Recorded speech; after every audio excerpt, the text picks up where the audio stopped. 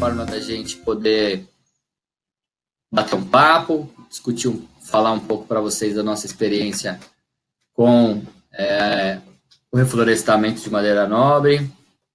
Nós trabalhamos já desde 2006 com o plantio de madeiras. Temos trabalhado intensamente aí desde então, testando várias espécies, testando vários sistemas de plantio, desde plantios puros de floresta, até plantios agroflorestais, silvipastoris, vários sistemas interessantes.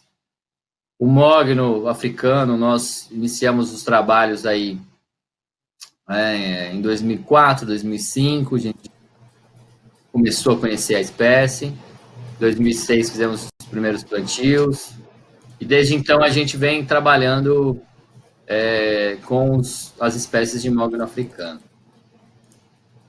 Bom, dá para perceber aí por todo mundo que está participando que realmente é um assunto que envolve a atenção de todo mundo do Brasil inteiro, né? O pessoal do Sul gosta muito de reflorestamento, né? Trabalha no setor de silvicultura há muito tempo.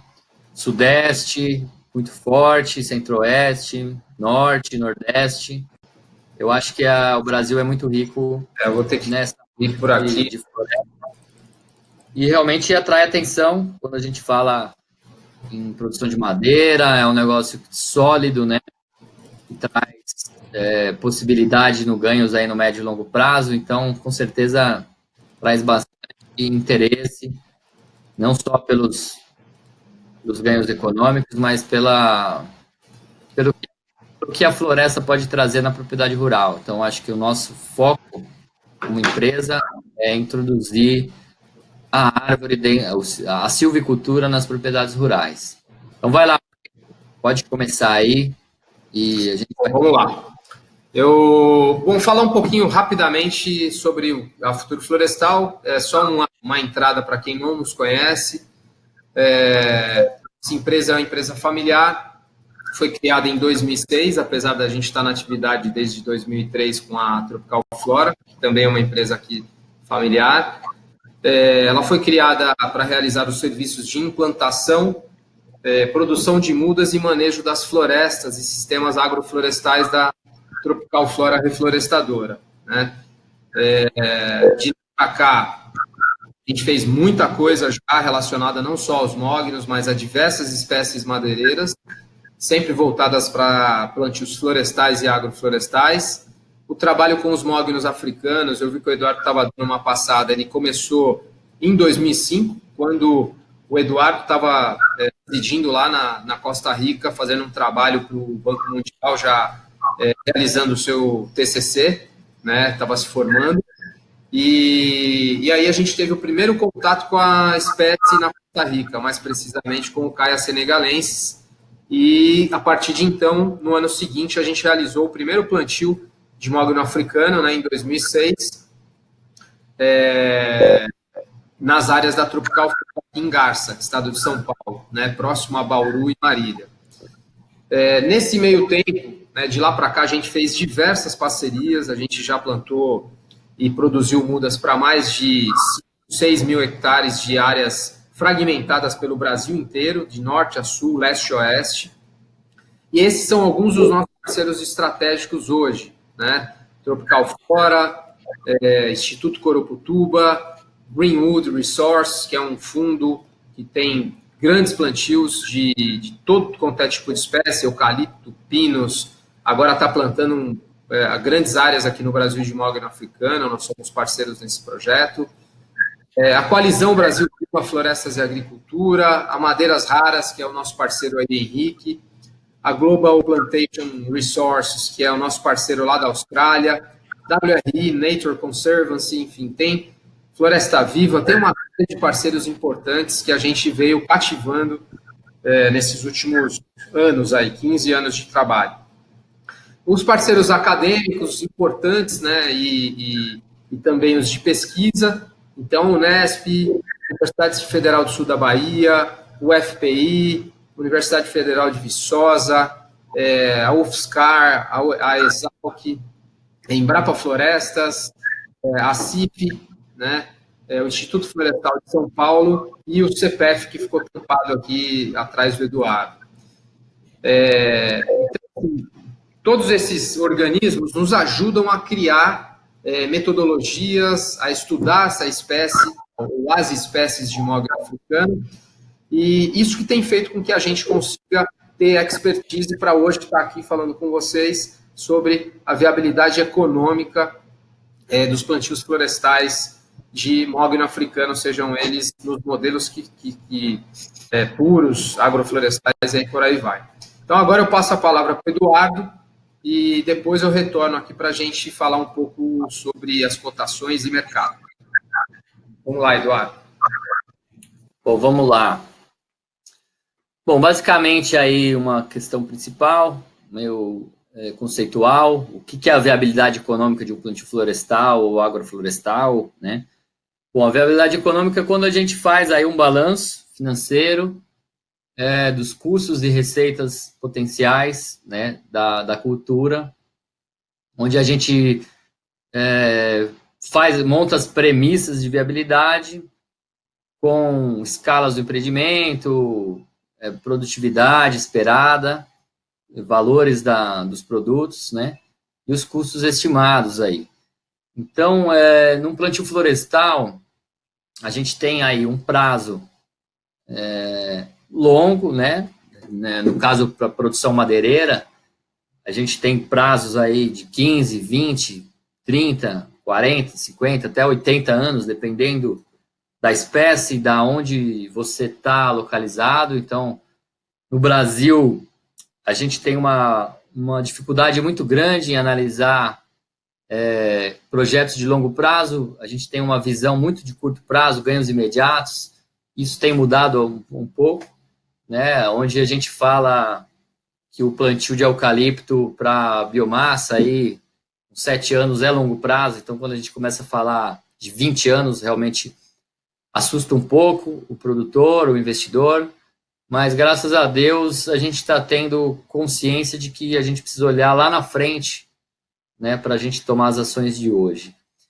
Então, a viabilidade econômica, depois eu vou apresentar um pouco. A gente tem alguns números básicos, assim, econômicos, que eu fui aprendendo ao longo do tempo, fazendo as contas e estudando bastante. Não sou economista, sou engenheiro agrônomo, com mestrado em florestal, né? E aí a gente faz algumas análises, valor presente líquido, VPL do momento, na hora de fazer o investimento, VPL dos investimentos, VPL dos custos, das receitas. E um fator importante é a taxa interna de retorno, né? A TIR, a famosa TIR, aí, muito utilizada quando a gente está conversando com fundos de investimento, quando a gente está conversando com economistas aí, fala assim, mas qual que é a TIR do seu projeto? Essa TIR é real, essa TIR é estimada, enfim, tem vários conceitos ali na hora de avaliar esses termos econômicos, tá? Então, conforme a gente for passando, a gente vai qualificando isso daí, tá bom? Pode passar, Rodrigo, para o próximo. Bom, por que é importante realizar um estudo de viabilidade econômica antes de plantar sua floresta ou agrofloresta, utilizando o mogno africano? Porque é importante você saber o quanto você vai ter que investir, né, ao longo do plantio, seja na implantação. A implantação a gente considera aí como o ano 0, o ano 1, que é o plantio, o preparo do solo, plantio e aquela primeira manutenção inicial. Então, a gente conceitualmente chama isso de implantação. E o manejo e a manutenção é o que você vai investir ao longo desses 15, 20 anos aí das culturas. Para você saber o quanto que você vai ter que investir naquele hectare, naquele projeto, até você iniciar a ter as receitas, né? Então, a viabilidade, quando você faz uma análise de viabilidade, ela te mostra isso, né? Bom, vou gastar 10 mil no primeiro ano, mais 5 mil no segundo ano, terceiro ano, o acumulado eu vou ter que ter 30 mil reais por hectare, né? Estou chutando números aqui para explicar, até eu começar a ter a primeira receita, E aí você se prepara, você faz um planejamento financeiro para isso, né? E aí, quando você faz uma análise econômica de viabilidade específica para a sua área, né, você consegue saber se aquela área vai produzir em 20 anos, em 25 anos, em 30 anos, dependendo do conceito que você utilizou de sistema de plantio. E aí você se prepara melhor para que você não chegue no meio do plantio, acabe o recurso e você não consiga fazer o manejo adequado, né, naquele momento, e aí você começa a ser penalizado porque a produtividade começa a cair, você começa a ter problemas de liquidez e fluxo de caixa. Então, nesse ponto, eu acho que é importante sempre fazer a viabilidade econômica. Os estudos, a gente tem o produtor rural, o investidor, muitas vezes ali, não aquele profissional, aquele investidor empreendedor ali, às vezes ele não vê que, às vezes, uma consultoria inicial é importante, ele acha que é caro, acha que não vale a pena, que ele pode encontrar os dados, as informações, fazendo uma pesquisa rápida por ali, visitando um ou outro, procurando as informações, mas procurar um profissional, às vezes, é importante e a hora que você faz o conceito de viabilidade, todo o custeio do projeto, você vê que a consultoria, muitas vezes, ela não chega a 1% do investimento que você vai fazer no plantio. Bom, agrofloresta, a gente fala bastante de agrofloresta, porque a gente cultiva o mogno africano com café, com palmitos, né? Com cacau, com outras culturas perenes e anuais, e até com a pecuária. E isso gera um fluxo de caixa interessante, que ajuda a manutenção da propriedade financeira, né? E também, às vezes, você consegue ter um fluxo de caixa, não mudar a sua atividade, às vezes você está numa atividade, você é um cafeicultor, e você consegue inserir o cultivo do mogno africano ali dentro do seu sistema, e aí o seu plantio florestal acaba sendo amortizado e pela cultura que você já trabalha. Pode passar, Ron.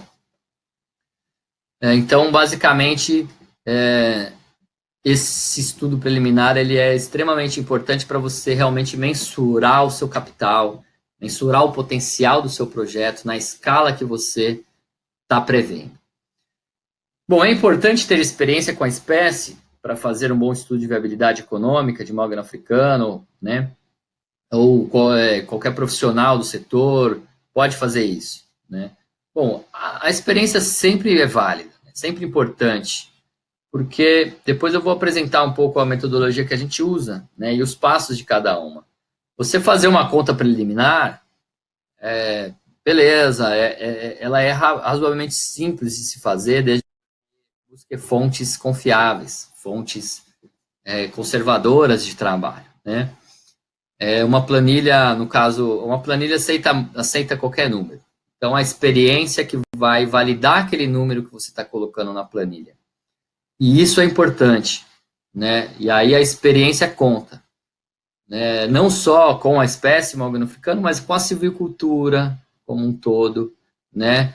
Tem muitos agrônomos que trabalham com floresta, como é o meu caso, que já tem uma experiência com a silvicultura, entende qual que é o processo de manejo silvicultural, manejo florestal, e isso ajuda muito na hora de você montar o seu budget, né? O seu orçamento, a sua estrutura que você vai precisar, qual que é o recurso humano que você vai utilizar, qual capacitação você vai buscar, né? Para montar isso tudo vira um número, vira uma conta, vira um rendimento, para que seu estudo de viabilidade fique mais próximo possível do que vai acontecer na prática. Então, a experiência conta bastante, né? Eu acho que é importante procurar empresas, profissionais que tenham uma orientação nesse sentido, ou que tenha bastante consciência de que ele tem que buscar fontes importantes, fontes de informações bastante sólidas e conservadoras e realistas para realizar o trabalho. Pode passar. Bom, por que existe uma grande divergência nas planilhas apresentadas no mercado brasileiro sobre os plantios de mogno africano? Bom, essa pergunta está relacionada à anterior, né? esse é um dos principais problemas que o setor enfrenta, né? O setor ainda de madeiras nobres, né? Madeiras tropicais para serraria, que teve início na década de 70 com os primeiros plantios de teca. A teca enfrentou também essas divergências. Depois tiveram outras. Os mognos africanos hoje estão em destaque porque ele tem um potencial de crescimento muito bom. E aí isso abre a oportunidade para muitas pessoas entrarem no setor e começarem cada um fazer sua conta, né? E a gente tem que estar, nós, né, profissionais, temos que estar muito conscientes de que é um projeto de longo prazo, onde a gente vai estar envolvido e comprometido com esse projeto por 15, 20, 25, 30 anos. Então é importante que a gente seja transparente, verdadeiro na hora de passar a informação. A planilha, como eu falei, ela aceita tudo. E qualquer conversão que você faça dentro da sua produção, seja superestimar uma produtividade, não descontar o beneficiamento que você perde na hora de transformar a madeira em tora em madeira serrada, você superestimar valores, você jogar a valorização de madeira ao longo do tempo. Tem uma infinidade, pelo menos uns 5 ou 6 fatores que podem jogar a sua conta lá para cima, né? Então, essa divergência ela é prejudicial para o setor quando você tem muita gente interessada em plantar e essas pessoas começam a ver números muito discrepantes de uma empresa para outra, né? E aí acaba ficando com receio de investir e parte para outro investimento. Então, nós temos uma visão muito conservadora dos números, onde a gente trabalha, onde a gente tem que considerar o máximo de realismo possível no processo, tá? Então, assim, vou citar alguns principais fatores que podem alterar os números de uma planilha de florestal. O primeiro seriam rendimentos, a produtividade da madeira. Então, a gente fala assim, bom, o mogno cresce muito, ele tem um incremento médio anual de 28, de 25, né? O diâmetro dele cresce muito, tá? Bom, aí a gente tem que considerar a gente tem que trabalhar com uma média dos inventários. Esse rendimento geralmente é para um sítio ótimo. Então a gente tem que trabalhar com uma média de um sítio padrão, né? Ter uma consciência nesse número. Outro é que você tem que considerar uma altura comercial dessa tora, realista, né? O valor da tora, né? A maior parte da receita de um projeto, de um plantio florestal, ele está concentrado nos primeiros 6 metros da tora de uma árvore. São as 3 primeiras toras, as 2 primeiras toras concentram 80% do valor. Então, você não pode achar que eles jogam, por exemplo, você não pode jogar uma altura comercial muito grande, falar, eu vou ter tora de 12 metros, né? Superestimar essa produtividade de tora. Então, esse é um dos fatores que pode alterar essa conta.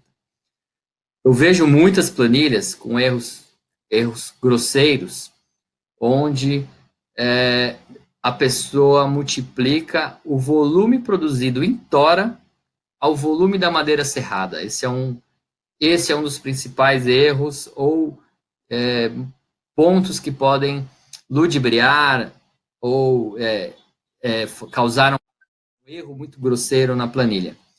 Quando a gente tem madeira em tora, quando a gente vai serrar, geralmente o padrão é perder 50% do volume. Então, se eu produzir 300 metros cúbicos, na hora que eu serro isso, vai me sobrar 150 metros cúbicos de madeira em tora, né?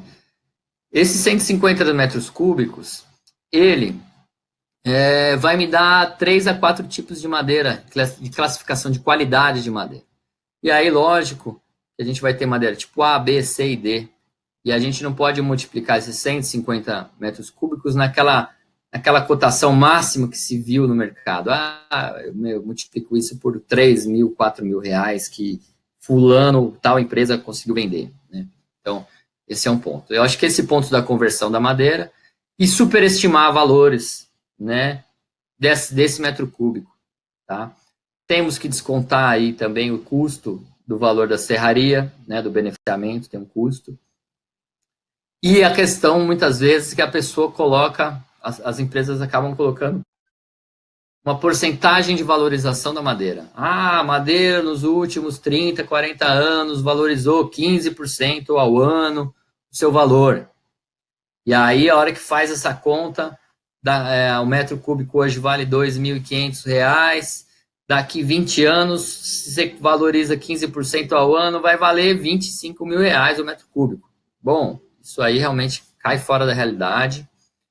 Existem vários estudos que jogam esse valor por terra, e a gente tem inflação, a gente tem problemas de mercado, crises que a gente tem que considerar. Então, nós trabalhamos com valorização zero, tá? Então, quanto custa hoje, quanto que eu vou gastar hoje, quanto que a madeira vale hoje, quanto que eu vou produzir. E aí a gente trabalha com esse valor. Se o valor de hoje já apresentar uma taxa interna de retorno atrativa, tudo que vier após essa análise conservadora vai ser uma boa notícia. Então, esse é um ponto importante. Pode passar, Rodrigo, para a gente partir para o próximo. Bom, aí, qual é a metodologia que a Futuro Florestal utiliza ao fazer um estudo de viabilidade econômica do mogno africano, né, para os projetos da empresa e de clientes? Bom, pode passar para o próximo. A metodologia que a gente usa é um roteiro de atividades que a gente tem que analisar, né? Tudo começa com uma análise de aptidão da área, tá? O que seria essa análise de aptidão? A gente fazer uma visita técnica à propriedade do cliente ou à área que a gente vai estar plantando, né? Analisar várias condições, topografia, clima, vegetação, fertilidade do solo, quais as estruturas que a propriedade nos oferece em termos de estruturas físicas, máquinas, implementos, recursos humanos, né? Onde ela está localizada. Isso vai dar uma classificação da nossa aptidão, para a gente tentar prever qual que vai ser o índice de sítio, né, que essa floresta vai ter ali, se ela vai ter uma produtividade muito boa, o que eu vou precisar para atingir a produtividade esperada em termos de correção de solo, de adubação, manejo desse solo, né? Qual o tipo de tecnologia que eu vou usar, se eu vou conseguir mecanizar isso ou não, isso influencia diretamente no custo. Se eu for mecanizar, sai mais barato, se eu for tudo manual, sai um pouco mais caro. Isso pode definir qual espaçamento que eu vou usar, né? O clima vai dizer, lá chove 2.000 milímetros, eu posso usar um espaçamento X. Lá chove 800 milímetros. Bom, vou ter que usar um outro espaçamento. Minha taxa de produtividade vai cair. Tudo isso a gente avalia nessa análise de aptidão, né? Depois dessa análise de aptidão, a gente vai avaliar uma questão de logística, né?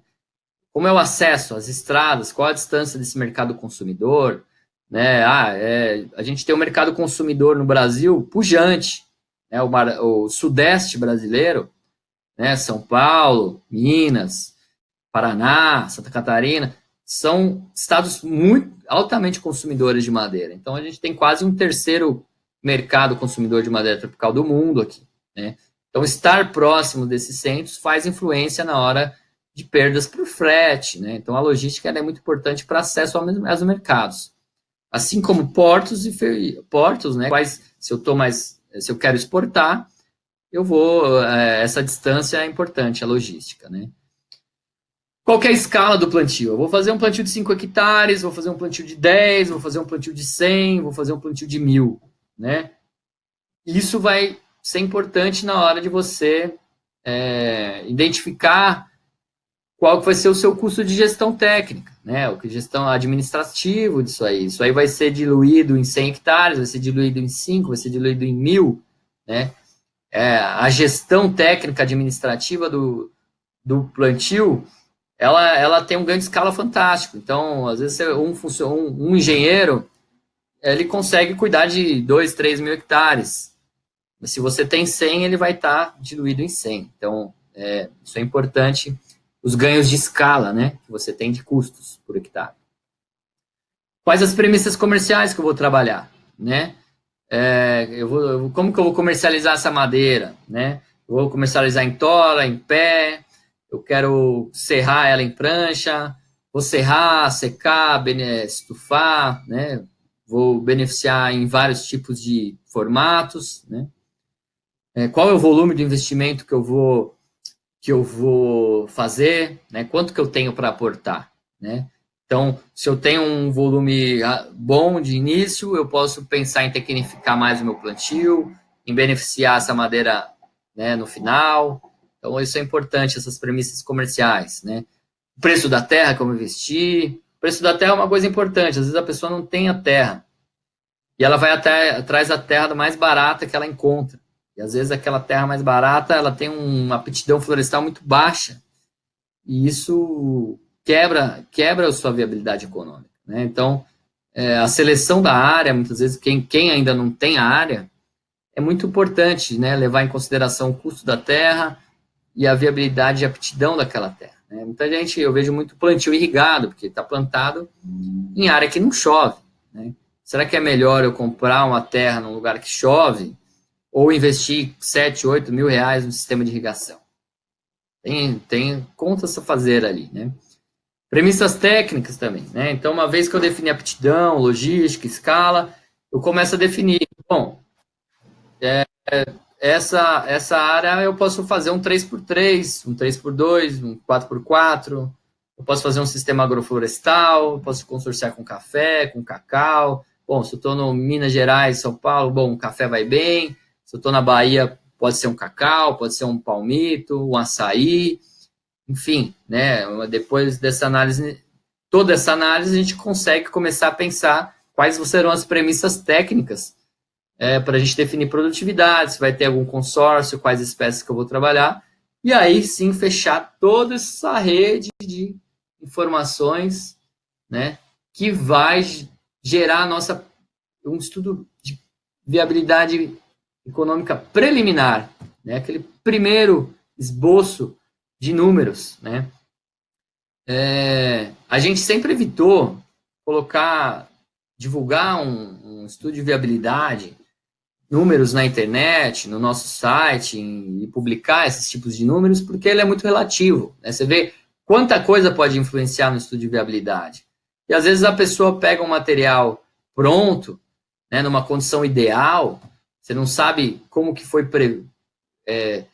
quais foram todas as premissas para montar aquele estudo de viabilidade e acha que aquilo vai se repetir na sua área. Então é muito... Tá bom, para você ter um panorama geral de quanto você gasta, quanto você recebe, ok, mas você não pode realmente considerar que aquilo vai se repetir na sua área. Tá? Tem que estar muito atento a isso. Então, por isso que a gente sempre tem muito cuidado em publicar materiais nesse tipo na questão de viabilidade, que realmente pode gerar muita confusão, tá? E às vezes mais prejudicar que atrapalhar. Tá bom? Pode passar, Rodrigo. Bom, aí eu acho que é a questão que eu falei para vocês agora. É um estudo de custos, viabilidade, aqui basicamente um custo de 20 anos para 1 hectare, onde a gente está dividido aí em 4 grandes custos, tá? Serviços, aí a primeira coluna de serviços que vocês estão vendo, tudo que envolve mão de obra, manual e máquinas e implementos, né? Então, vocês veem que tem um custo inicial nos 3, 4 primeiros 5 anos ali mais intenso, que demanda mais roçada, manejo de mato, adubação, podas, desramas, algumas pulverizações, controle de formigas e tal. Isso vai se estabilizando, vai reduzindo bastante, né? Pode chegar, as manutenções podem chegar a menos que isso, tá? Mas aí é um cenário ótimo, considerando umas boas práticas. Tem os insumos, que, né, a gente tem uma carga pesada de insumos no início, você tem que trabalhar com mudas de qualidade, de boa aptidão, boa variabilidade genética. As mudas de mogno têm um custo alto de produção, então elas têm um custo mais alto. né, para você trabalhar, você fazer a implantação. Ela vale a pena você trabalhar com mudas de qualidade, isso dá um resultado importante e economias lá na frente, né? Aí os custos de colheitas, que são nos momentos dos desbastes da colheita final, né, elas também são custos importantes, mas geralmente eles acontecem em momentos que existe alguma receita. E a gestão, ela é uma coluna aí que envolve uma gestão técnica e administrativa. E aí essa é uma coluna muito variável, né? Ela é uma coluna que varia muito da escala do seu empreendimento. Você vai ter tem muita gente que planta 5, 10 hectares e comprou uma propriedade só para plantar aquele mogno. Então você acaba todo o custo daquela propriedade vai para aquele plantio, né? Então esse valor de gestão, eu pus um valor médio aí, aproximado, que ele tem uma demanda de gestão mais forte no início, depois que a floresta se estabiliza, essa demanda de monitoramento, manejo, atenção vai sendo reduzida.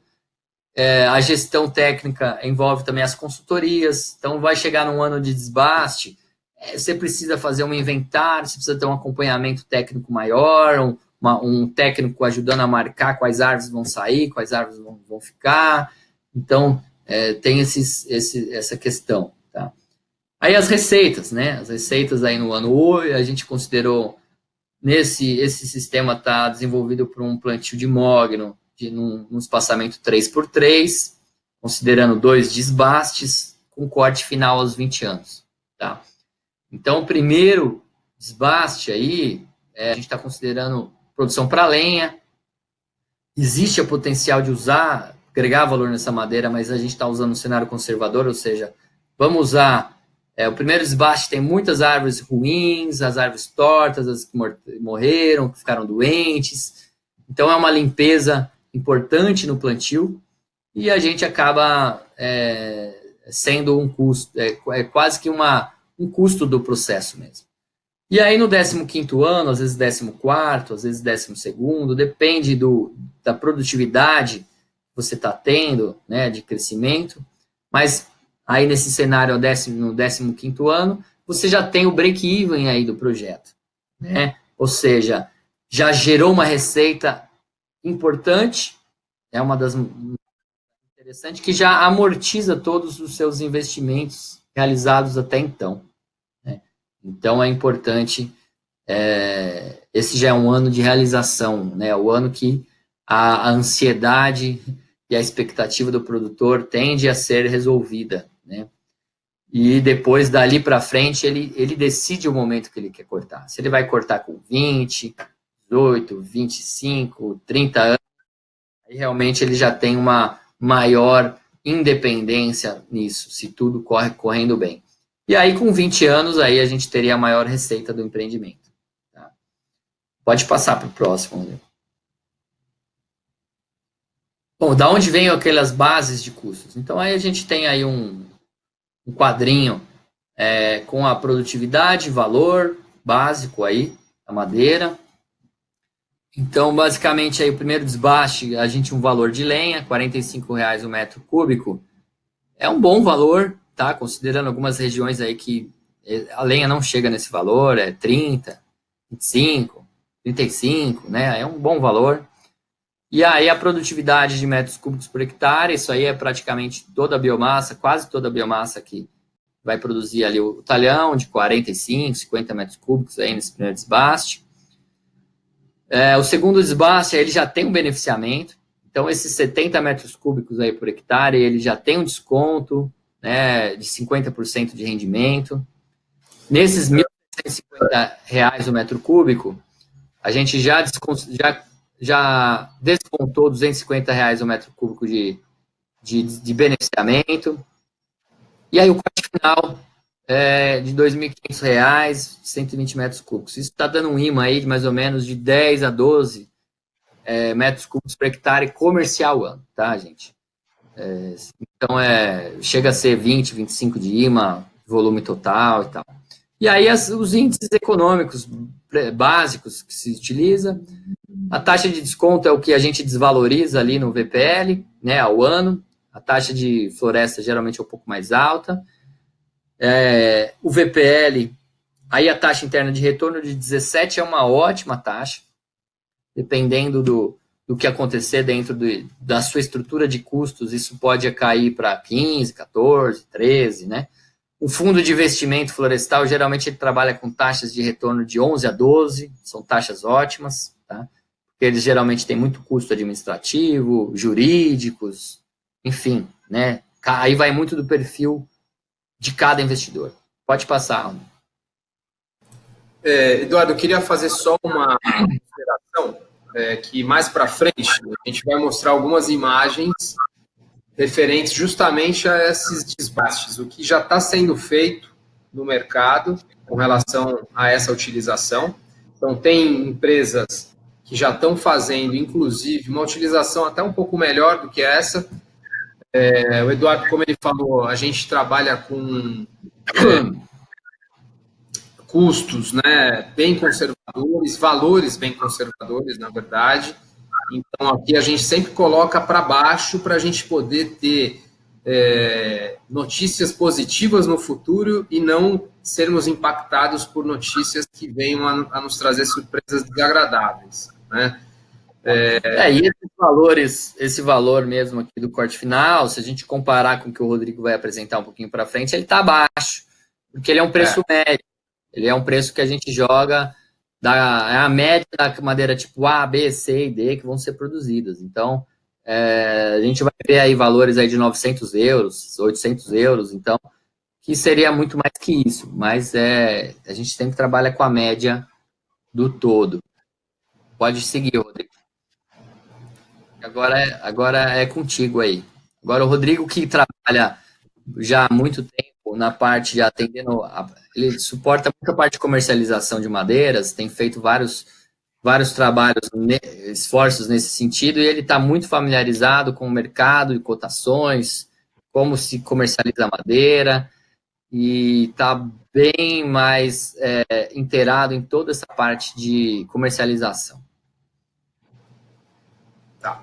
Eduardo, só vou te pedir para deixar off a sua câmera para te sair aqui da telinha, não atrapalhar os próximos slides. Se puder deixar off a câmera e o áudio, aí, legal. Bom, pessoal, eu realmente, como o Eduardo falou, eu tenho me envolvido mais com a comercialização, porque a gente atende a demanda dos clientes para a comercialização de mudas, né, de mogno, de várias espécies florestais madeireiras, né, nativas e exóticas, né, o mogno é um dos nossos carro-chefes. E com isso a gente tem muita demanda do produtor, como essa pergunta aí do Mauro, se a gente tem uma tabela com o histórico de alteração no preço das caias plantadas, né? Existe sim alguns históricos publicados pela ITTO, essa organização que vocês veem aí na tela, é uma organização não governamental que realiza cotações quinzenais dos principais países que produzem madeira tropical. Então a gente tem o Brasil, todos os países sul-americanos que estão aqui na faixa tropical, principalmente da Amazônia. Nós temos países africanos, temos países ali da Ásia, como Índia, Indonésia, China. Então, tem várias publicações que são feitas quinzenalmente para que você possa ter acesso a essas publicações.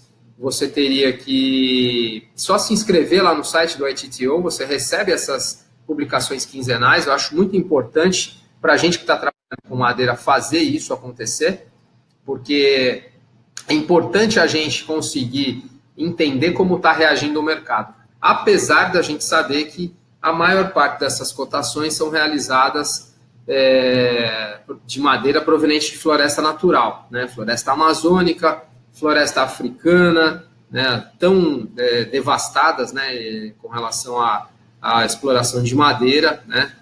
Então é importante que vocês também, que vão lidar com madeira, tenham acesso a essas informações.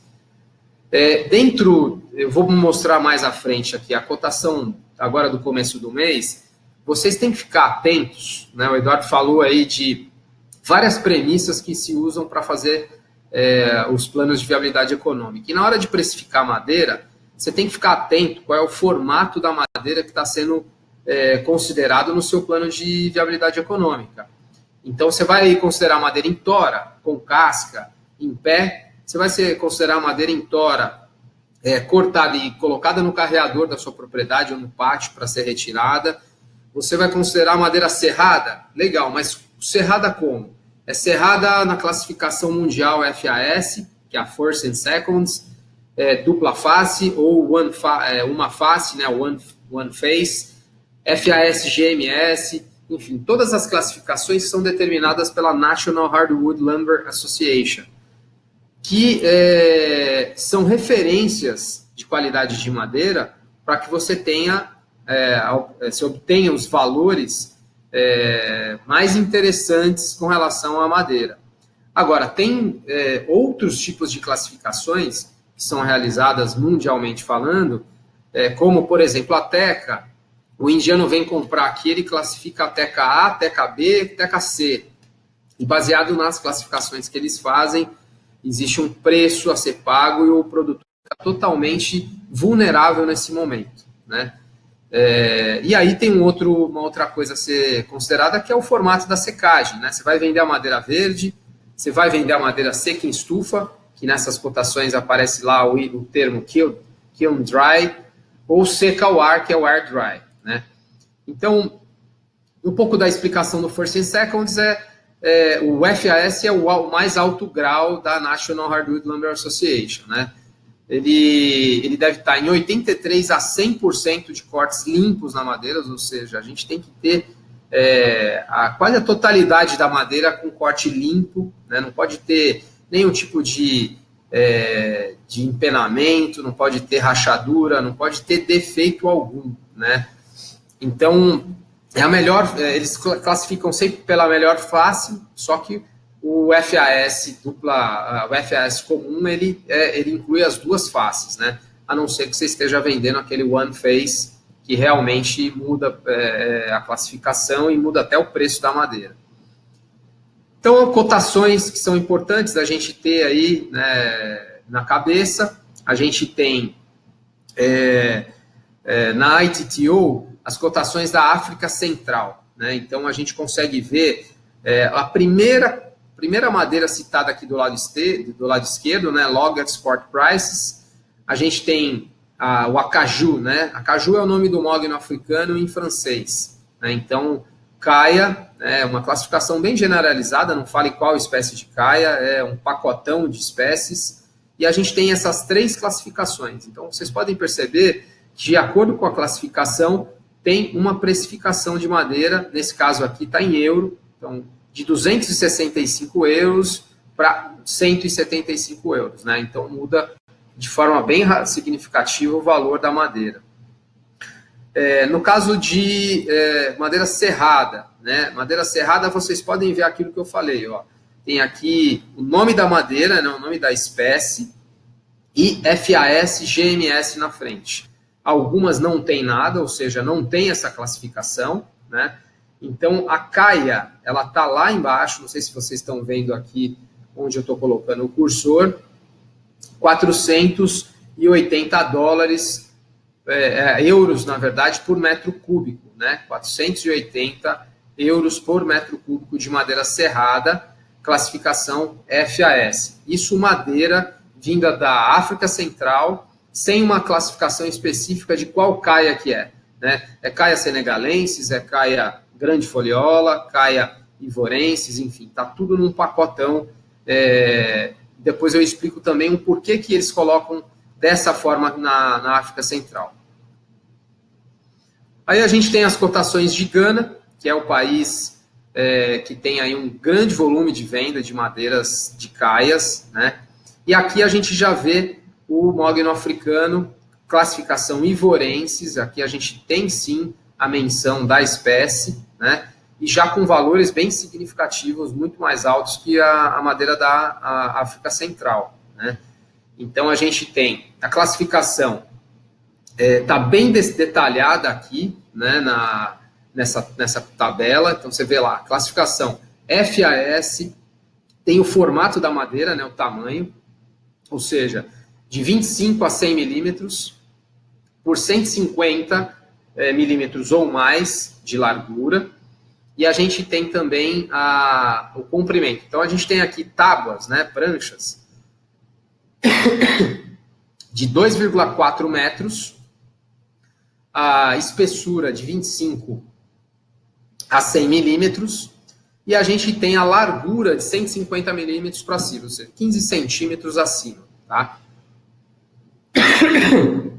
Então, é isso que a gente está falando aqui quando a gente está utilizando essa precificação. Como quando você tem uma tora, você tem uma tora roliça. Então, você vai obter pranchas de diversas larguras, né? Desde 10 até, se a tora for larga, 70, 80, 90 centímetros. A prancha do meio, ela vai ter lá os seus 70, 80 centímetros. E aí isso também afeta significativamente no preço.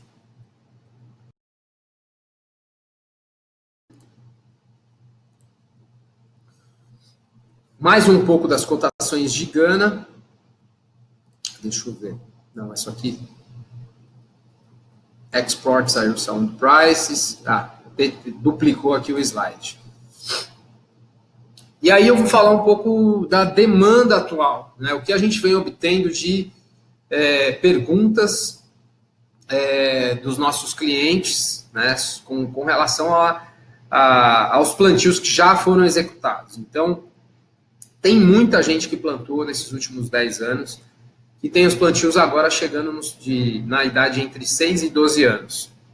E a pergunta que não quer calar, como eu vou agregar valor nesse primeiro desbaste ou no meu segundo desbaste que está chegando próximo? É uma pergunta importante, a gente vem tentando respondê-la da melhor forma possível, e como nos plantios da Tropical Flora, que é onde está instalado o nosso viveiro, né, numa das fazendas da Tropical Flora, está lá o nosso viveiro, e vários modelos de plantio que a gente executou, né, então a gente vem acompanhando ano a ano, né, a evolução desses plantios, nos plantios formato puro, consorciado com café, com pupunha, com gado, e vendo o que a gente consegue tirar de melhor da produção desses desbastes, né?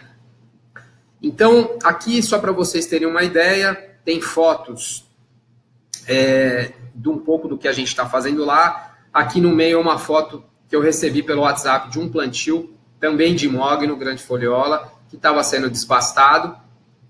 Esses laterais aqui são lá da nossa serraria, na verdade, da Tropical Flora, que tem a marca hoje Tropical EcoWood. Né? Então, a gente tem toras aqui de senegalenses, toras de ivorenses, que estão sendo lá processadas já na serraria. Né? Essa é a serraria da qual eu estou falando. Né?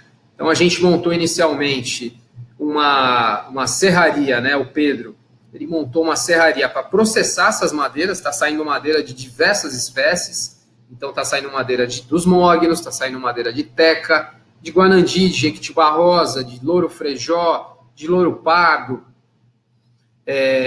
de alguns ipês, enfim, tem uma gama de espécies que a gente plantou nesses últimos 15 anos, né?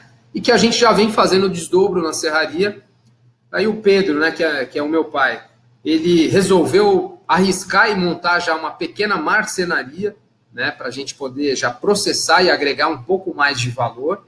Então, lá dentro das premissas que o Eduardo citou, é importante lá no início, antes de você fazer a viabilidade econômica e partir para um plano de negócios estruturado, realizado por uma empresa que conheça, né? A Futuro Florestal realiza esse procedimento.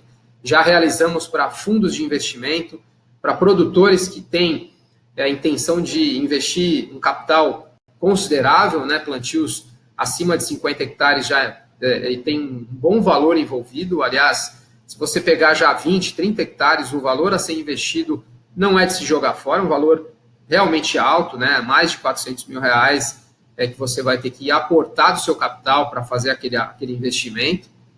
Então, é importante ter essas premissas e desenhar um plano de negócios.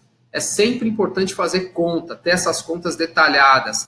E aí, na hora que você vai detalhar, saber, você vai parar na tora, você vai entrar na serraria primária, vai instalar uma pequena marcenaria, vai processar esses produtos, né? Então, tem que fazer conta e ver o que é melhor para você não depender simplesmente do atravessador que vai vender a madeira depois lá na frente. Então, aqui é um pouco das madeiras processadas já em prancha, né, que a gente foi tirando de lá. Aqui alguns dos móveis já produzidos lá pela serraria e marcenaria do Pedro, né, da Tropical Flora. Então, já tem aí peças indo para o mercado de madeira de desbaste. Na verdade, isso aí inicialmente é um teste. A gente tem que deixar isso bem claro, porque são madeiras jovens, que não tem um percentual de cerne significativo. Então, a madeira que não tem muito cerne ainda, ela tem uma vulnerabilidade ao ataque de insetos um pouco maior, ela precisa ser tratada. Mas já são testes de madeira que a gente está fazendo, de madeira seca ao ar, para a gente ver se vai dar defeito, se não vai dar, como que vai ser a aplicabilidade desse móvel na varanda, desse móvel ao ar livre. Então, tudo isso a gente já vem fazendo para testar essas madeiras que estão vindo dos plantios de mogno africano. Aqui nas fotos você vê aí bancos feitos de caias senegalenses, né, com idade entre 9 e 12 anos de idade.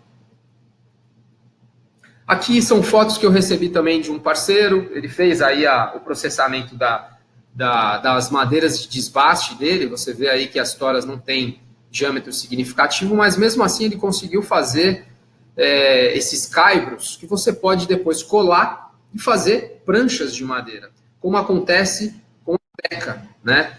Então, só para vocês terem uma noção, esse aqui é um trabalho realizado pela Kaya Woods, né, lá do Rafael Cruz.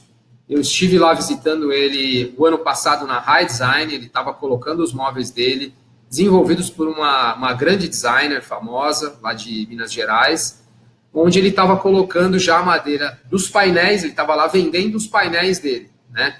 Então lá ele tinha vários móveis produzidos com esses painéis, mostrando que madeiras de 9 anos, né, plantadas lá nos plantios, eles têm hoje mais de 1.000 hectares plantados de mogno, grandifoliola, no norte de Minas, que já estão nesse desbaste de 9 anos, eles já estão fazendo o processamento inicialmente em caibros, né, em madeira filetada, e depois eles fazem a colagem, né, desse material, secam em estufa e vendem esses painéis por preços bem significativos, né? O valor investido para produzir os painéis também não é baixo, então com um processamento próprio a gente consegue fazer isso de uma forma bem mais econômica e agregar um valor assim absurdo nas madeiras que poderiam ser vendidas inicialmente como toras, né?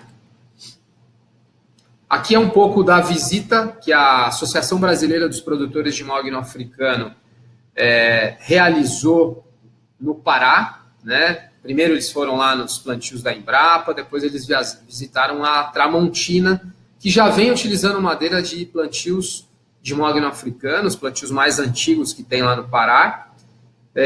Já é um primeiro player de peso que está usando as madeiras do mogno africano. Então aqui a gente já tem, tirei isso aqui do site da Tramontina. Se vocês forem lá no site da Tramontina e digitar lá no item pesquisa, você digitar lá mogno africano, você consegue ver todas as peças que já estão sendo vendidas no mercado dessa madeira. Então, você vê aí tábuas por 110, bancos por quase R$1.000, cadeiras por R$350, uma cadeirinha de bar, né? Veja aí, R$354 uma cadeira de mogno africano.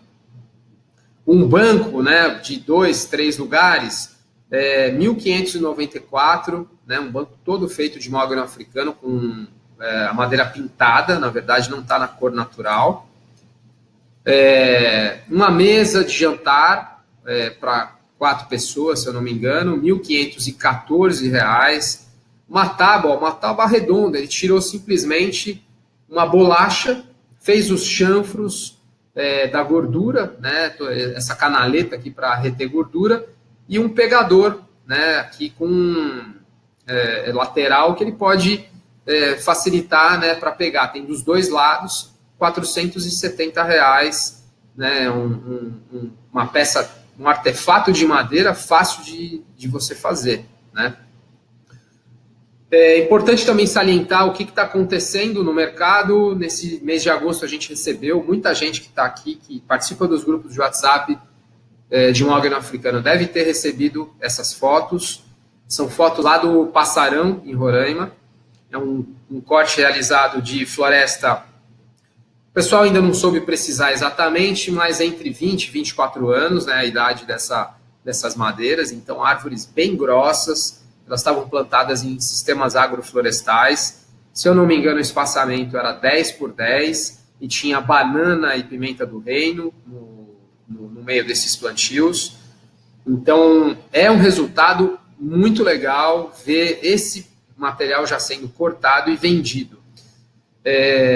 Teve uma grande polêmica envolvendo os valores, mas, enfim, o valor que circulou na internet, né, dentro do WhatsApp e tal, é que essas madeiras foram vendidas, colocadas em São Paulo, nesse formato cerrado, sem secar em estufa, por R$5.000 no metro cúbico, e para secar, esse material iria para quase R$7.000 já seco em estufa, né? Então, já para vocês que estão pensando em plantar, ou para vocês que já plantaram o grande foliola, isso daqui já é o resultado final de quem tem praticamente 20 anos de plantio. Mais algumas fotos aí do Passarão, né, onde foram cortadas essas árvores, para vocês terem uma noção aí da dimensão. Repetiu aqui esse slide. E é isso. Na verdade, o que a gente tinha para falar, eu peço para o Eduardo voltar agora, para a gente encerrar e responder as perguntas de vocês, né? Então, peço aí para o Eduardo retornar.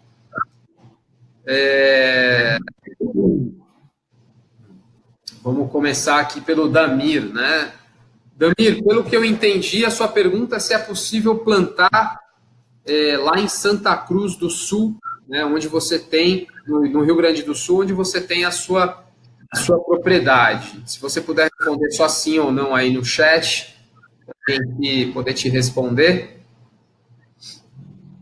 Bom, se for Rio Grande do Sul, já fazendo uma resposta prévia, né, Eduardo? Se for em região muito fria, região serrana, onde você tem geadas constantes todos os anos, realmente a gente não tem boas indicações para plantar nesse local, né, Eduardo? São espécies tropicais, né? Espécies tropicais não toleram geadas, né? Então, todo lugar que tem geada, realmente as árvores sofrem quando não morrem, né? A mortalidade é uma coisa frequente nessas áreas. Às vezes a gente tem aí alguns lugares em Santa Catarina, né? A gente fala, é sul, Santa Catarina, mas Santa Catarina, a parte litorânea ali, é livre de geadas, então acaba sendo possível. Mas grande parte do estado já é difícil. O Paraná tem zonas que dá para plantar, outras não. Rio Grande do Sul, provavelmente, boa parte também do estado sofre com o frio, né? Então, assim, o frio, no caso da geada, ocorre a mortalidade. Em regiões de altitude mais elevada, que também são frias, aí pode entrar regiões de São Paulo, Minas Gerais e tal, diminui a intensidade de crescimento da espécie também. Então, a altitudes elevadas, temperaturas médias baixas, isso reduz a intensidade de crescimento e produtividade da floresta, dessas espécies tropicais, principalmente aí no caso do mogno africano. Tá? Então, realmente a temperatura é um dos limitantes no plantio da espécie. Eu acredito que seja isso mesmo. O Tiago, ele perguntou como é calculado o imposto de renda norte do Mato Grosso.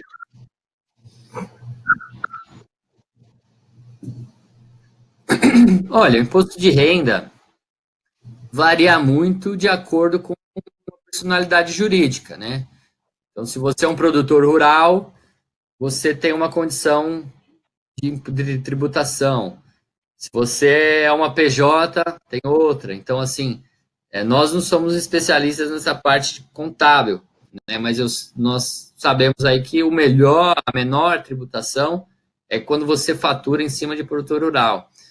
Então, se você trabalha só com floresta, vou fazer um projeto florestal, você vai contabilizando prejuízos ao longo de 15 anos. Então, você tem bastante prejuízo para abater também na hora de fazer a tributação do imposto de renda. Então, geralmente, o produtor rural é o melhor cenário, tá? Mas, com certeza, um contador vai poder te auxiliar melhor e te falar com maior propriedade. Tá, com relação à questão que o Henrique colocou, né, que a valorização da madeira, se existem diferenças na qualidade entre os senegalenses e ivorenses do Grande Foliola, existem diferenças não muito significativas.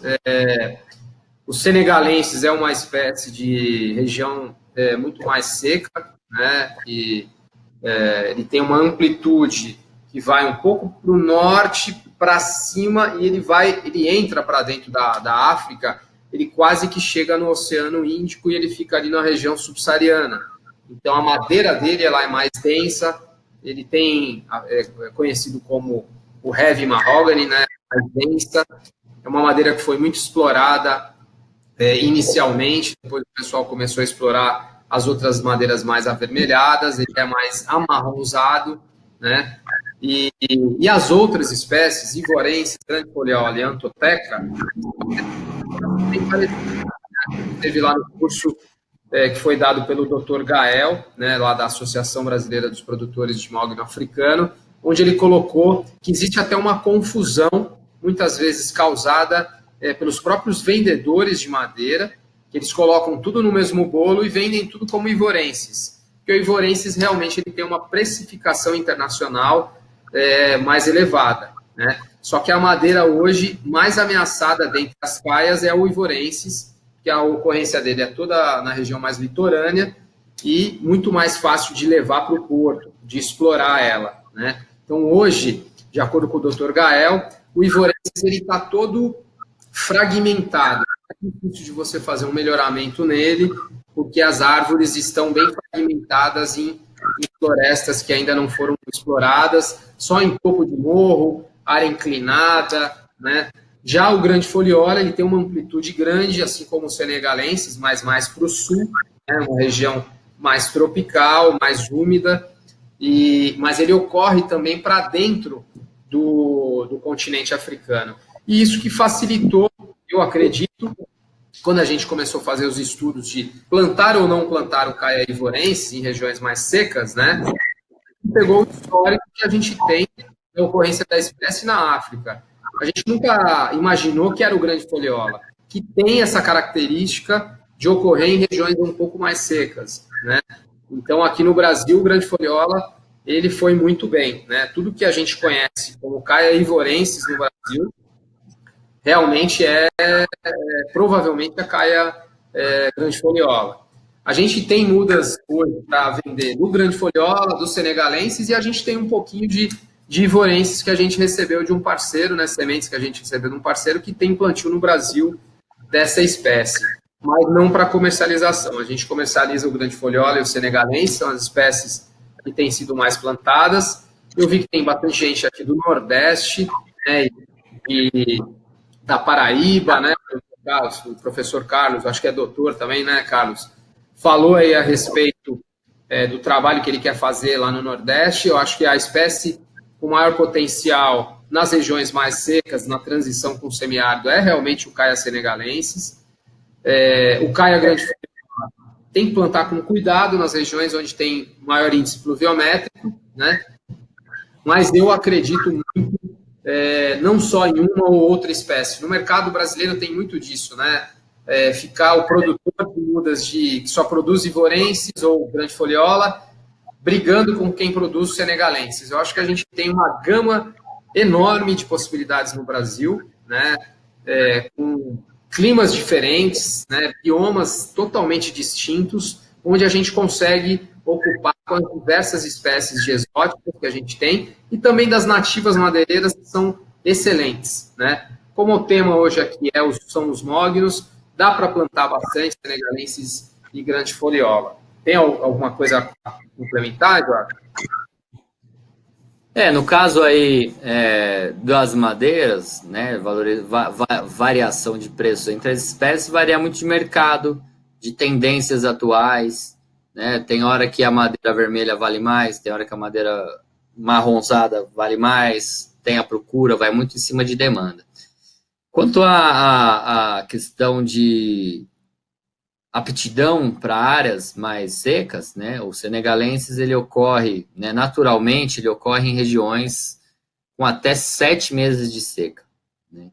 E ocorre em regiões de 600 a 800 milímetros de chuva. Então, isso é muito parecido com o nosso semiárido aí, regiões mais secas do oeste, do nordeste, oeste da Bahia, várias regiões de Minas e tal, que batem nessa característica, tá? Claro que se chove 1.000, 1.200, 1.400 milímetros, ele acaba tendo um índice de produtividade maior, tá? Mas ele se adapta bem. Eu costumo chamar os senegalenses do jeguinho das madeiras nobres, né? Ele é aquela espécie rústica, que morre muito pouco. Tem que ser bem conduzida na questão de manejo, né, de podas, mas uma vez bem conduzido também, tendo uma atenção nesse ponto e se capacitando para isso, é tranquilo de se trabalhar, tá?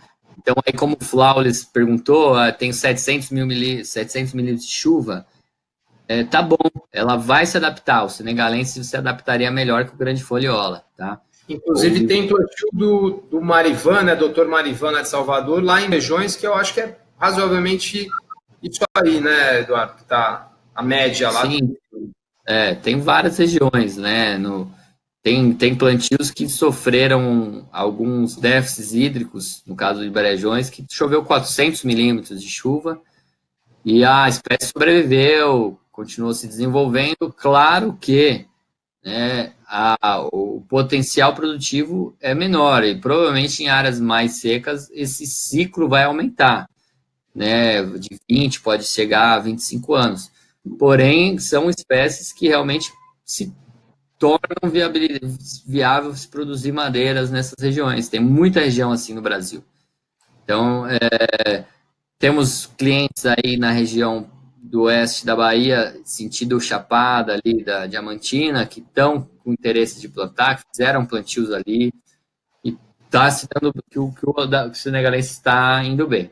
Então, como o Rodrigo falou, a gente trabalha com mais de 10 espécies madeireiras hoje, os mognos têm esse destaque, tem muitas nativas interessantes a ser trabalhadas, algumas outras exóticas, né, de potencial, a teca, o cedro australiano, outras espécies aí, que podem ser plantadas puras, consorciadas. Então, assim, tem muita alternativa na silvicultura e essa análise do que fazer, como fazer, vai depender muito onde você está e qual o seu perfil e a sua intenção. Eu aproveito e pego aí, Eduardo, do Mauro, para a terra mais barata, não pode fazer sentido espaçar e apenas manter forrageiras no meio? Olha, não sei, muito uma pergunta meio vaga, assim, né? Qual que é a intenção da terra barata? Você manter uma árvore em espaçamentos maiores para forrageiras, aí o seu é um sistema silvopastoril. Então você tem que ter atenção no seu arranque, na sua saída, né? Os 3 primeiros anos, como você vai conduzir essa árvore. Você vai ter provavelmente uma atenção maior na questão de forma, você vai ter que atentar muito à questão de ramificações, manejo de podas e tal, mas tudo é válido, tudo depende do seu objetivo, tá? Não é questão se a terra é mais barata, se é mais cara, se é mais fértil, chove menos e tal, depende do seu objetivo. Você pode estar numa terra cara, onde você tem culturas de valor agregado, e aí você vai trabalhar com menos árvores por hectare, porque você tem uma cultura de alto valor, né? Então, Acho que acho que a resposta está muito mais qual que é o seu objetivo para definir o seu sistema. E uma coisa que eu acho que é importante salientar, né, Eduardo, a questão de ser mais barata ou mais cara para usar a forrageira, a gente tem que lembrar que a gente já tem diversas experiências utilizando o sistema silvopastoril, né, com os mognos, que tem tido problema devido ao ataque dos animais na casca, né, até chegando a anelar diversas árvores. No grupo que a gente participa de madeiras nobres, na semana, tive diversas trocas de mensagem com um especialista da Embrapa Agro do Pastoril de Sinop, onde eles vêm documentando formas de você evitar esse ataque, mas ele vem sendo constante quando falta comida ou falta mineral ou algum tipo de desequilíbrio dentro da criação de gado ou de outro animal, né, mas principalmente do gado, com os mognos africanos. Então, é importante realmente você ter uma boa consultoria de quem conhece desse tipo de cultura, né? A Afterflorestal realiza esse tipo de análise de aptidão desde o começo, elabora lá os planos de negócio e faz todo o procedimento até que você compre a muda e a gente passa ou não a implantação e a gestão para você. Mas é importante salientar que a terra barata não quer dizer muita coisa na hora de definir qual é o espaçamento, assim como o Eduardo falou. Bom, aí tem o Valdir aí, ó, tem um mogno africano, mogno aqui no extremo sul de Santa Catarina, está com 6 anos e está vindo muito bem. Não, exatamente. Então, assim, por mais que a gente fale, a região sul não é viável, tudo depende da região. A gente tem vários microclimas diferentes dentro do estado, né? Santa Catarina tem a região serrana, tem a planície litorânea, tem regiões muito quentes. Então, muito bom, Valdir. O seu plantio deve ser o grande foliola ou senegalenses? Matheus aqui. Vocês conhecem qual cultura se adapta bem a um sistema agroflorestal com mogno? Bom, nós temos bastante trabalho com o café, né? O café arábica vai bem. Tem várias formas de você trabalhar o espaçamento para viabilizar a colheita mecanizada, se é declivoso ou não. O palmito pupunha, a gente tem trabalhado em sistema agroflorestal com produção de pupunha. Cacau, tem cultivos com cacau interessante. Enfim, tem diversas culturas, as culturas anuais que podem ser consorciadas em sistemas integrados. Vai muito da região e sempre chegar a analisar de cada espécie, né? Então, qual que é a demanda da cultura, qual que é a demanda da floresta. E aí você monta o seu sistema no meio termo, onde as duas possam se conviver bem. E nesse sentido, né, Eduardo, é importante lembrar que a forma da árvore e a sombra que ela vai causar é fundamental de ser observada. Eu acho que isso, o que a gente tem percebido é que a espécie que tem se adaptado muito bem nos sistemas agroflorestais tem sido tanto o Caia ivorensis quanto o Caia grandifoliola, o ivorensis verdadeiro, né, e o Caia grandifoliola, porque eles são retos, são altos e a copa, no começo, né, nos primeiros anos, até os 10, 12 anos, a copa ela não tem uma extensão muito grande, né, isso ajuda bastante a permeabilidade de luz que vai ser necessário para as plantas que estiverem aí dentro do sistema. Bom, aí o Matheus continuou aí, né, que ele falou que no caso de cultura agrícola. Então, no caso de cultura agrícola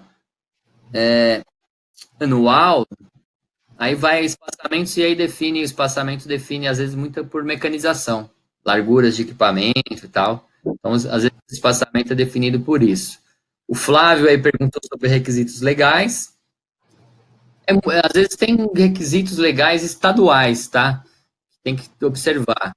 E escala do empreendimento, tamanho do plantio, às vezes vai exigir. Por exemplo, Rio de Janeiro, plantios acima de 200 hectares, eles pedem estudo de impacto ambiental, são altamente exigentes, ou seja, limita muita coisa. Eu já ouvi muita reclamação do pessoal do Rio Grande do Sul quanto à legislação estadual, mas a nível federal, no geral, plantios de mogno não necessita muita coisa, porque ele é uma espécie exótica, Então, não precisa necessariamente fazer cadastro de plantio, como as espécies nativas, emissão de DOF. É muito a nível, o Estado às vezes cria limitações que a nível federal não tem. Então é preciso estar atento a isso, mas geralmente a escala do empreendimento influencia nessa questão de requisitos legais, tá?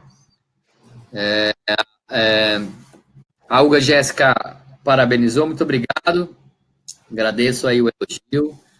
E vamos, o Antônio. Antônio, ó, plantei um teste sem mudas de cada tipo, incluindo mogno, guanandi, teca, cedro, jequitibá, acácia. Observei ao longo de 4 anos que o mogno foi o pior. Tive muito ataque de brocas, apesar de dizerem que é resistente. Quantas pulverizações são esperadas ao longo de um ano? Bom, Antônio, eu não sei qual mogno que você plantou. Se você plantou o mogno brasileiro, com certeza o seu ataque de broca é altíssimo, tá? Cedro brasileiro também, ataque de broca altíssimo, tá? Então, ela ocorre mesmo e tem que pulverizar, tem manejo de poda, tem várias situações a serem feitas, tá? Mogno brasileiro. O mogno africano, ele é mais resistente a esse ataque de broca, porém ele pode ocorrer em baixa intensidade e a gente não recomenda nenhum plantio de mogno brasileiro próximo a mogno africano, tá? Então a gente não recomenda misturar essas duas espécies e nem o cedro brasileiro, tá? Para reduzir esse potencial de ataque. Então o mogno brasileiro realmente ele não é plantado no Brasil e em boa parte do mundo, porque ele realmente é atacado pela broca dos ponteiros da Epispilha grandela.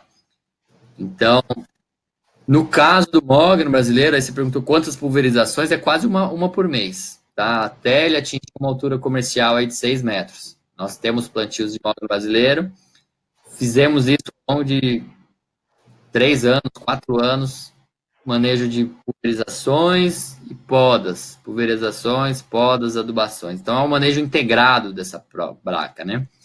Fizemos vários trabalhos aí de formas de aplicar esse inseticida e tem coisas que podem surgir aí de atenção, de opção, tá? Mas realmente o mogno brasileiro, que eu acho que deve ter sido o que você plantou, realmente ele é muito problemático. Bom, a gente está indo para as duas últimas perguntas, então, Eduardo. Tá, então vamos ver aqui. O Mauro, né, que não referiu a colocar bois, mas sim amendoim, feijão como controle do mato. Não, pode ser, tranquilo. Depende do produtor, né?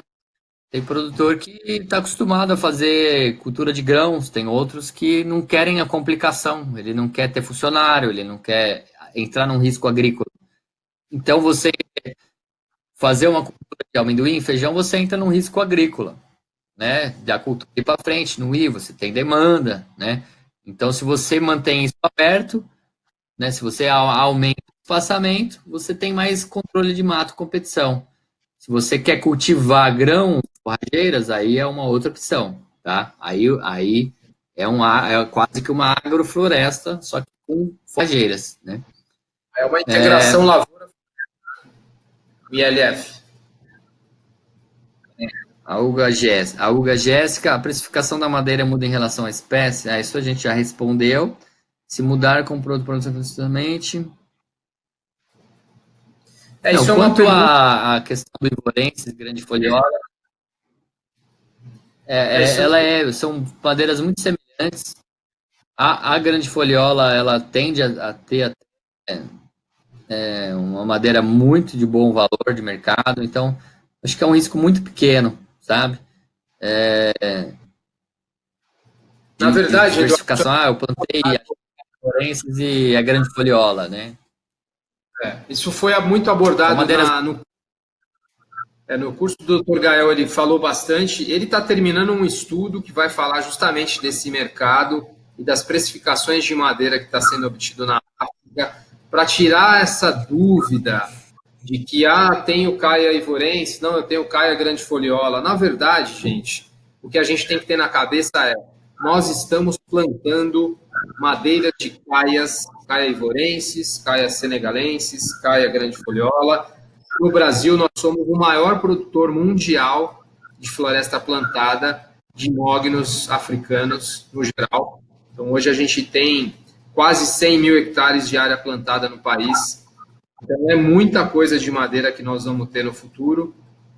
E que, mesmo sendo esse tamanho, a gente não consegue nem chegar perto da demanda que a gente tem para atender das madeiras que são provenientes das florestas tropicais.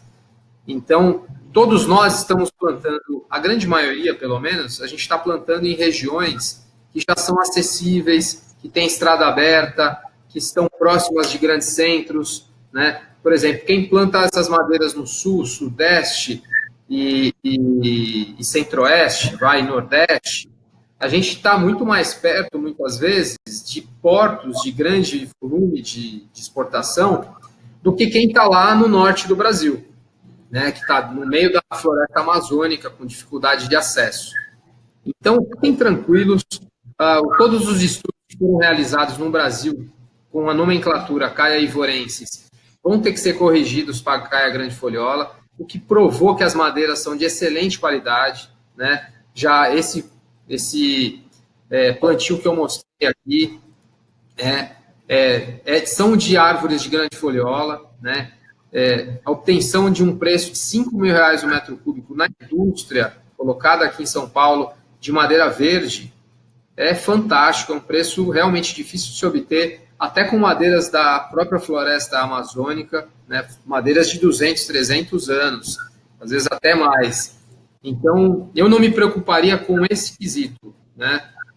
A questão é a gente se preocupar com como nós estamos conduzindo a nossa floresta para que ela nos dê o retorno, o melhor retorno possível por hectare, obtenção de toras de boa qualidade, livre de nós, livre de defeitos e uma boa estratégia de venda dessa madeira. A Futuro Florestal ela faz todo o processo, desde a análise de aptidão, a venda das mudas, as consultorias que vocês podem precisar. Então, precisando da gente, os nossos telefones e e-mails estão aqui na tela. Eu agradeço muito a presença de todos até esse horário, né? Nós estamos aqui numa quarta-feira, investindo nosso tempo nesse tema fantástico que é plantar árvore, no momento em que o Brasil pega fogo, né? A gente sabe que muita coisa da mídia é superlativa, só que realmente a gente precisa acabar com o deflorestamento da nossa floresta amazônica, começar a plantar árvore e produzir as madeiras nos locais que estão com pastagens degradadas e que hoje estão com um valor por hectare muito pior do que a gente plantar floresta, né? A gente vai comparar com boi, com soja, com cana, com café, a madeira nobre ela dá de 10 a 0, né? Então, vamos pensar e analisar as planilhas, precisar da gente para isso, pode contar com a gente, né, Eduardo? É isso aí. Queria agradecer a todos os elogios. Obrigado a todos aí que nos elogiaram. Nossa intenção é ajudar e aprender com todos. Cada projeto que a gente inicia, que a gente acompanha, a gente aprende muito. É uma troca, né? Eu acho que é uma troca de experiências, uma troca de pontos de vista, um aprendizado mútuo. E para fechar aí, só a última pergunta que o Henrique colocou. As podas dos senegalenses começam a partir de qual idade? Começa a partir do primeiro ano. Precisa ter muita paciência, controlar a ansiedade com os senegalenses, né? Fazer uma poda adequada. Uma poda anual é o suficiente, né? Não pode estressar demais a planta, tem que tomar cuidado. E então, a partir do primeiro ano, vai até mais ou menos o quinto ano, quando ela atinge 7 metros de altura comercial. Então, provavelmente a gente vai fazer alguns vídeos bem específicos disso. Tá bom? Então, obrigado, pessoal. Uma excelente semana para todos. E vamos trabalhar pelas florestas, seja propriedade rural, seja com fins comerciais, seja com fins ecológicos, e vamos colocá-la dentro do nosso sistema agrícola, né? E muito obrigado, saúde, felicidades a todos, e estamos aí. Obrigadão. Valeu, um abraço, Alexandre, abaixo, Fernando. Garba, tamo junto. Isso aí. Tchau, tchau.